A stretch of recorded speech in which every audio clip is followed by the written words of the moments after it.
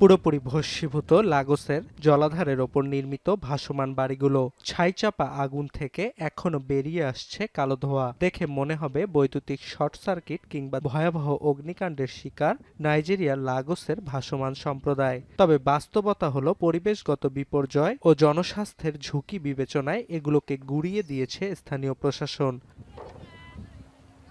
ঘরবাড়ি হারিয়ে খোলা আকাশের নিচে মানবেতর দিন কাটাচ্ছে সন্তান ও পরিবার নিয়ে ভাসমান সম্প্রদায়টির কয়েক হাজার বাসিন্দা। চোখের সামনে ধ্বংসলীলার নীরব সাক্ষী মানুষগুলোর কপালে চিন্তার ভাঁজ, অনিশ্চিত আগামী ঘিরে।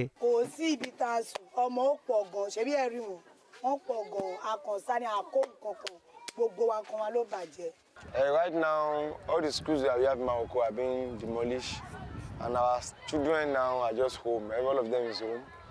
And we know it's going to affect the education system very, very, very bad. আফ্রিকার বৃহত্তম ভাসমান বসতিগুলোর একটি মাকাকো জলাধারকে কেন্দ্র করে গড়ে উঠেছিল তাদের জীবিকা। অঞ্চলটির মানুষদের অর্থ উপার্জনের প্রধান উৎস মাছ ধরা। এছাড়া অন্যান্য স্থানীয় পেশার সঙ্গেও জড়িত ছিল সম্প্রদায়টির মানুষ।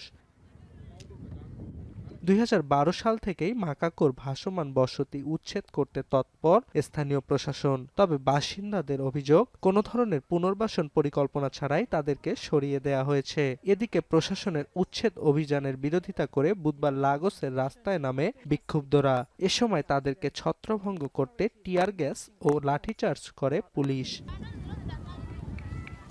অর্ণব প্রসাদ, এখন বিশ্ব। কালার এক্সপার্ট এবং ডার্ক স্যাপ সমৃদ্ধ অরিক্স অ্যাডভান্স ডিটারজেন্ট পাউডার, আপনার লন্ড্রি এক্সপার্ট।